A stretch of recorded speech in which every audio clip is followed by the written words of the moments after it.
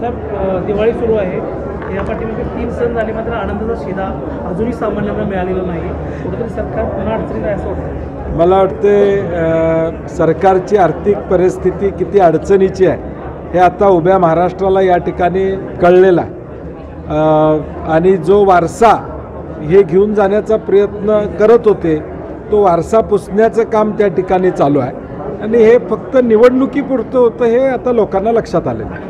खरं तर तुम्ही सांगितलं की प्रत्येक शहरात काहीतरी उणीवा असते. कोल्हापूरला नावं ठेवण्यापेक्षा आपलं कोल्हापूर कसं मोठं आणि चांगलं येईल सांगलं. तिकडे हे असं तरी क्रीडा क्षेत्रामध्ये अनेक पुरस्कार अनेकांनी मिळवलेलं आपण पाहतो. स्वप्नीलसारख्या एका ऑलिम्पिक क्रीडाचं देखील पुण्यासारख्या ठिकाणी जाऊन त्याला प्रॅक्टिस करावं लागतं. कोल्हापुरात क्रीडा संकुल जे गेले अनेक दिवसांपासून आपण त्या ठिकाणी देखील जी सुधारणा होणं गरजेची आहे ती झालेली आहे. अनेक क्षेत्रातले खरं तर तशीच अवस्था कोल्हापूरची आहे. ती सुधारण्यासाठी काही अपग्रेडेशन गरजेचं आहे, परंतु पूर्वी विभागीय क्रीडा संकुलमध्ये रायफलची रेंज, शूटिंग रेंज चांगली झालेली आहे आणि आता तिथं अनेक मुलं मुली ट्रेनिंग त्या ठिकाणी घेत आहेत. फुटबॉलच्या बाबतीत ट्रेनिंग मिळतं आहे. आता नव्यानं रग्बीमध्ये काही मुलं पुढं आणि मुली येताना आपल्याला दिसत आहेत. आणि मग प्रत्येक स्पोर्ट्ससाठी एखादं सेंटर आपल्याला करता येतं का? आता फेन्सिंगसाठी आम्ही खूप कसबा वाड्यामध्ये केलेलं आहे. बॉक्सिंगसाठी राज्योपदे नगरमध्ये त्या ठिकाणी झालेलं आहे. बॅडमिंटनचं आता सासने ग्राउंडच्या इथं मोठं विस्तारित त्या ठिकाणी होतं आहे.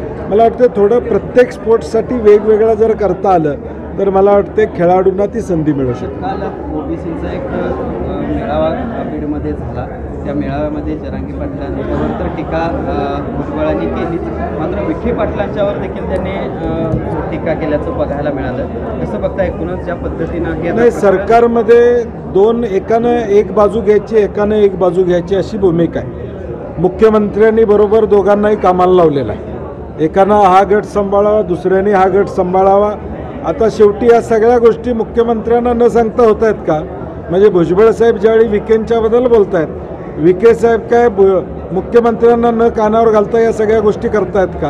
आणि म्हणून हे तुम्ही एक पार्टी सांभाळा, मी एक पार्टी सांभाळतो, दोन्ही पार्ट्यांनी मिळून आम्हालाच सहकार्य करावा हा अजेंडा साधारणपणे दोन समाजामध्ये भाजपनं आणि महायुतीनं भांडणं लावण्याचा प्रयत्न सातत्यानं त्या ठिकाणी केलं. GR काढल्यानंतर ओबीसींच्यावर अन्याय होणार नाही म्हणायचं, दुसऱ्या बाजूला एक वेगळं वक्तव्य त्या ठिकाणी करायचं. आणि म्हणून ही गोंधळाची अवस्था महायुतीतल्या सत्ताधारी लोकांनी प्रामुख्यानं त्या ठिकाणी केलेले आहे आणि त्याचे परिणाम उद्याच्या भविष्यकाळात दिसतील. ओबीसी आणि मराठा हा वाद निर्माण करून निवडणुका जिंकायच्या एवढ्यासाठी हा वाद निर्माण करण्याचा प्रयत्न मग भुजबळ असतील किंवा विखे पाटलांच्या माध्यमातून असेल, हा स्पष्ट संदेश आहे. एक दोन नव्हे तर 77 खराब रस्त्यांच्या प्रकरणी आता न्यायालयात धाव घेतली आहे. अनेक कोल्हापूरकरांनीही धाव घेतली. नाही, आम्ही काल सातत्यानं बोलतोय की कोल्हापूरमध्ये टॅक्स जास्त जातो. महाराष्ट्राच्या तिजोरीमध्ये कोल्हापूरकरांचा सिंहाचा वाटा आहे. मग कोल्हापूरमध्ये 100 कोटीचे रस्ते आले, ते सुद्धा व्यवस्थित नाही आहेत. आणि म्हणून खड्डे भरण्यासाठी किमान एक 50 कोटी रुपये तातडीनं शासनानं द्यावेत अशी आमची शासनाकडे मागणी असते. ते 100 कोटीतून काय झालेलं नाही, परत 50 कोटी असून त्यामध्ये नाही, मला वाटते 50 कोटी मुख्यमंत्र्यांनी द्यावेत आणि त्यांचा एक माणूस पाठवावा खड्डे भरलेत का नाही बघायला. कारण की इथं काय होते आता सगळ्या कोल्हापूरला माहीत आहे. संभाजीनगरच्या गंगापूरमध्ये 36,000 दुबार नोंदणी समोर आलेली आहे. काल संबंधित गाडगिरी सुद्धा कागदमधला एक प्रकार बाहेर काढलेला आहे. दक्षिणमध्ये सुद्धा ते केलेले जे BLO आहेत ते व्यवस्थित काम करत नसल्याचा ठपका समोर येऊ लागलेला आहे. खरंच हे मॅनेज BLO आहे का काय या संदर्भात? नाही, इलेक्शन मॅन्युअलमध्ये स्पष्ट सूचना आहेत की दुबार नावं असतील तर कशा पद्धतीनं ती काढली पाहिजेत, त्यांना नोटीस दिली पाहिजे आणि ती कट केली पाहिजे. आता शासन काय करते, दर 15 दिवसाला नवीन खातं. केंद्रीय निवडणूक आयोग वेगळं बोलतोय, केंद्रीय निवडणूक आयोगाचं मॅन्युअल वेगळं सांगतोय आणि राज्याचं निवडणूक आयोग वेगळं सांगतोय.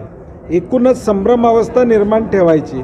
मुळात ज्यावेळी ही नावं निघतील किमान 1 कोटीच्या वर नावं या राज्यातली मतदार यादीतून बाजूला जातील. तुमचा मतदार बूथचा लोड कमी होणार आहे. म्हणजे आज 1000 नावं ती गृहीत धरून आम्ही बूथ तयार करतोय. यंत्रणा जेवढी लागणार आहे ती यंत्रणा कमी लागेल आणि म्हणून आमची विनंती आहे की त्यांच्याकडं सॉफ्टवेअर आहे. सॉफ्टवेअरमध्ये आम्ही जर राजकीय पक्ष जिल्ह्याचं आणि महाराष्ट्रातली दुबार नावं हुडकून काढत असू तर तुम्हाला अधिकृत काढायला काय अडचण आहे. आम्ही जर राजकीय पक्ष यंत्रणा ती लावतोय आणि आम्ही दाखवतोय. आता एखादा पडलेला उमेदवार निवडून आलेला उमेदवार जर सांगतो की माझ्या मतदारसंघात ही 10,000 नावं आहेत, मग तो कुठून काढतो? तुम्ही दिलेल्या डाट्यावरूनच काढतो ना, तुम्ही दिलेल्या याद्यावरूनच काढतो. मग तुम्हाला का जमत नाही? आमचं म्हणणं ते आहे की निवडणूक आयोगानं स्वतः एक्सरसाइज करावा. निवडणूक आयोगानं ठरवलं तर 48 तासात ही दुबार नावं या राज्यातली कमी होऊ शकतात.